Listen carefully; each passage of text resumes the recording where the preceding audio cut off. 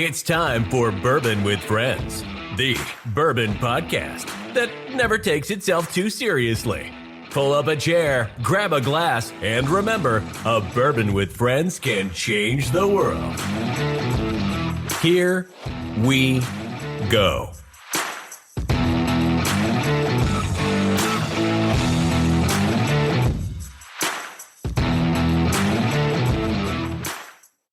Hey everybody, welcome to Bourbon with Friends. I'm here today with Bruce. Not only a legacy, but someone who's building a brand that's gonna continue on for what, the next 500, 600, 700 years?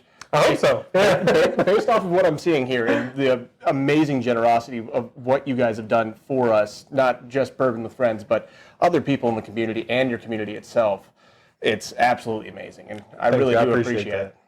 But that's not why we're here today. We're here to talk about your birthday. That was yesterday. That's right, yeah. Get that going.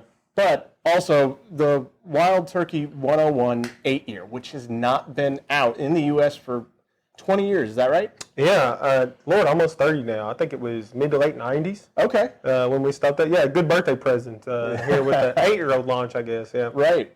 So let's talk about this specifically. Why are you guys just redoing this or relaunching this now? Well, this is something that we've wanted to do for a while. Okay. We haven't been able to for a couple reasons. One, Jimmy's not completely in charge, because if it was only up to him, this is all we would have. But really, we had a little bit of liquid constraints. Okay. And we felt like at the time we had stuff that was kind of in this vein early on with the Russell's 10. For us, for a long time, I think the company and the people here thought that the Russell's 10 was like the bang for the buck, $40, $45 bottle.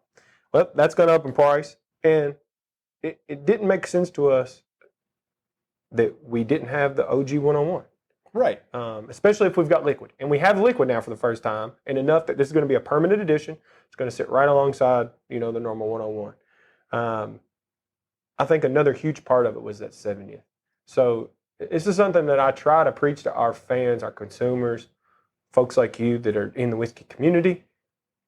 Please continue to be loud and annoying, because a big reason why we did this is because people were so loud about like the 70th anniversary last year. An 8-year-old at $45. Right. We want more of this. Yeah. Right. We love that. Like, you'd have people that we know buy the high-end stuff. Like, man, I love those high-end Russells. I love Master's Keeps, but I want a case of 8-year-old. Like, this is what I really want. Right. And it proved to the powers that be, with all the fanfare, that we needed to bring this back to market. That having an 8-year-old age stamp product at less than $50 on shelf, it's just going to be a huge win for us. That not only is this product going to do well, but it generates goodwill, generates new fans, and will bring people in that will eventually buy stuff like Master's Keep, Russell's 15, and stuff like that. Right, I know, but you guys are just, from what I'm seeing across the board, I mean, Russell's, you have so many other releases that have come and gone. But yeah. 101's always stayed, and it's going to continue to stay and hopefully continue to grow in this. One of the questions we've had a few people reach out to us is, why not need cask strength from Wild Turkey? Is there a reasoning for that comparative to just the 101? Yeah, so, I mean, our cask strength, I guess, is rare breed. Right. Which is a blend of 6 to 12. Man, 101's what built the brand. Oh, 100%. Our entire thing started in 1940 on a turkey hunt, and it was this. I mean, not this exactly, because it was one barrel instead of a blend. But it was 8-year-old 101, 75, 13, 12, like a recipe today. I would say Jimmy's still around. He would have been in like middle school at the time or something, or elementary school. But the guy that taught him would have been the person making this, Bill Hughes. Right. Who was a pre-Prohibition distiller who came back after Prohibition and taught my grandfather as an old guy. And this is what the brand's all about. And so I think a big part of it for why we kept it at 101 is this is the history, this is the legacy, and also this is what Jimmy likes. Jimmy likes 8-year-old 101. That's what he built his whole career on. That's what he cut his teeth on when he started drinking bourbon. Right. When he started here. And for him, right around 100 proof, in between 6 and 12-year-olds, those are his favorite. So I think if you are looking for stuff that's higher proof, barrel proof, stuff like that, I hear you. I'm a modern whiskey consumer. I am a whiskey nerd, the same as everybody probably listening in on this. I know we love. I want 20-year-old whiskey at 400 proof, and that's what I want. Just like everybody else. You will see that. Okay. From us. But that's not what 8-year-old 101 is all about. No. This is, for me, it's going to take over as my daily drinker, neater on a rock. The flavor profile really ticks a lot of my boxes that I like. $45, I buy my own whiskey like everybody else. I don't have a magical cave of free whiskey.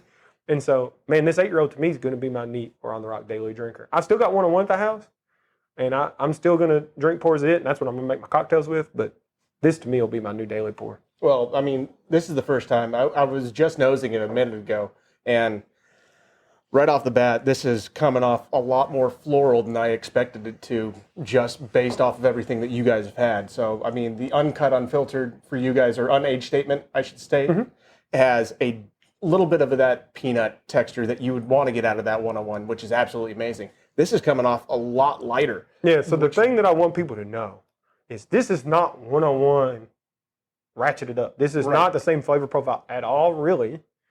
In the same way that the 70th was. I think if you got a bottle of the 70th, what you got was a more pure distilled version of normal 101. It was 101 cranked up to 11, spice, that clove, those sweet notes that Jimmy likes. This is different. This has got a lot more of that mature barrel characteristic, fruits, floral notes, a darker, richer sweetness. So it's not those vanillas, it's not those honeys, it's toffee, caramel, cocoa. It's crazy that normal 101 is 6 and older. And the normal 101 has up to 8-year-old in it. This is all 8, maybe a little bit of 9 in here. Okay. So not that much difference in age. Lord, this tastes twice as old. Yeah. It's a completely different flavor profile. So if you're looking for 101, buy 101. Right. If you're looking for something that I think is a little bit more in the line of the Export 12. Okay. That's what you're going to get with this 8-year-old.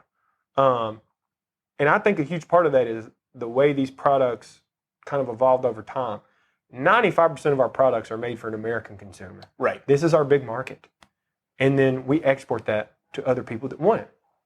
Well, 8-year-old 101 have been export products for so long that those products have slowly morphed into more of a worldwide flavor profile. And so you pick up some nice floral notes, some nice fruity notes, some stuff that you don't get on normal 101. And I love this. Well, I'm going to tell you right now, this is probably going to become my daily pour as well, just based off of everything that's going on in this. I'm really enjoying this to the extent where if I have the chance today or sometime soon, I'll probably buy a case or 4. Heck yeah. Because this is something everybody needs to know about. Everybody needs to figure out how to obtain this. And if you can't, let me know. I'm buying enough to supply an army. Yeah, that's a good point. I do want to mention to like your all's folks, and this is something that I was on a interview a while ago about the 70th and said this to some buddies of mine.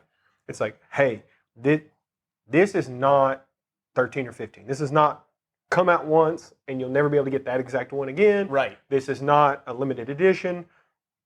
I would advise all the people that are really eager or desperate to get their hands on this, don't buy a $100 bottle on secondary. Right. It's a permanent addition to our lineup now. You'll be able to get it for $45, $50, whatever your state sells it for. Yeah. MSRP is going to be $45. You're going to be able to get it. So hold tight.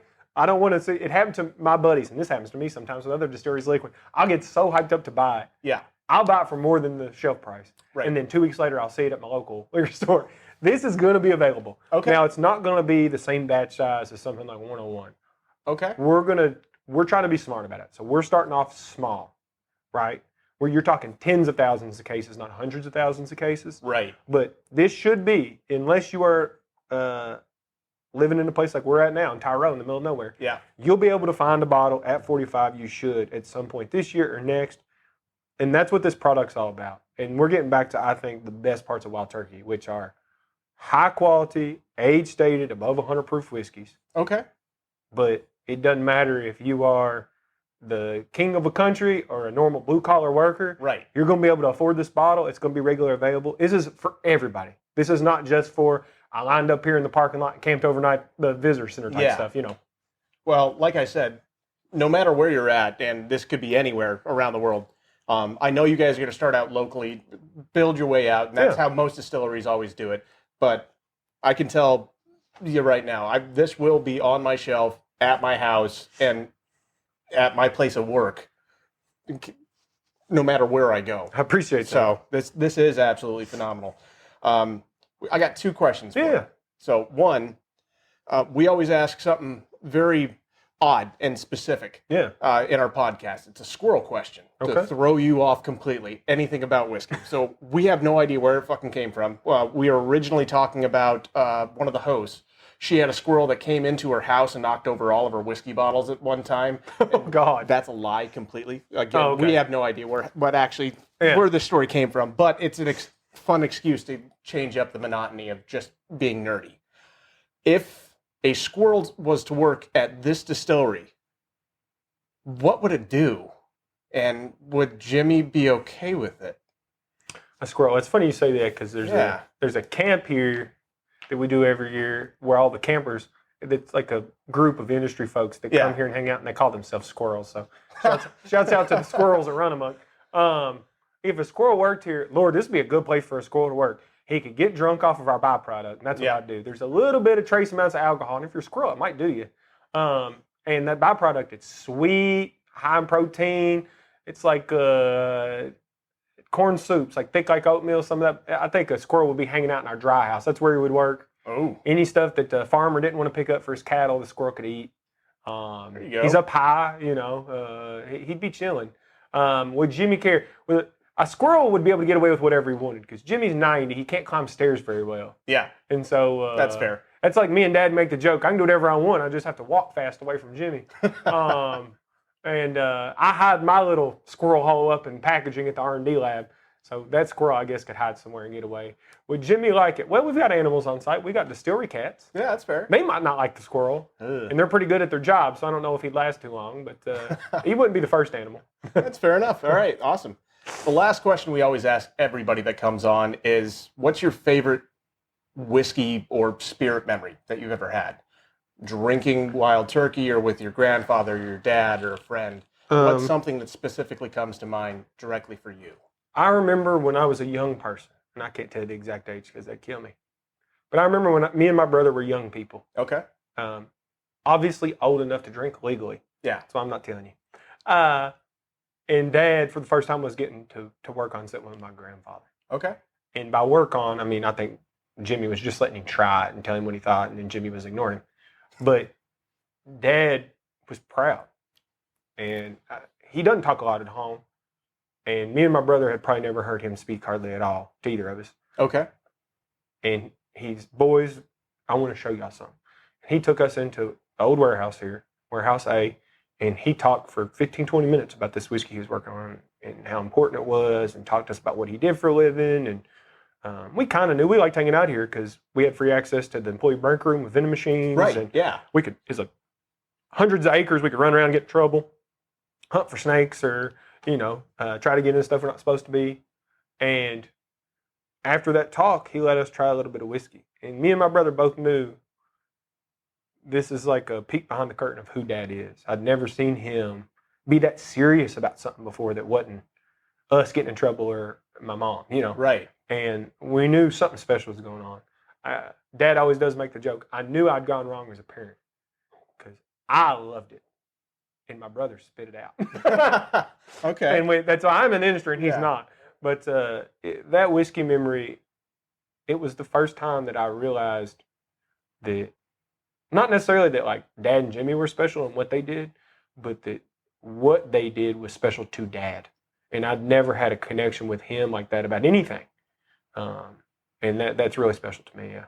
Well, that's I have no words for that. That's absolutely amazing. And like I said, thank you again, especially for hosting us so graciously here and allowing us to try this and everything that you guys are doing. I really appreciate it. Thank you so much. I appreciate you all coming in. Thanks so much. Thank you. All right, everybody. Remember, a bourbon with friends or whiskey can change the world. Stay positive. Thanks. Cheers, y'all. That's it for this episode of Bourbon with Friends. Be sure to subscribe so you don't miss a single episode. While you're at it, leave us a review to make it easier for others to find the show. You can also check us out on Instagram at Bwfpodcast. Thanks for listening.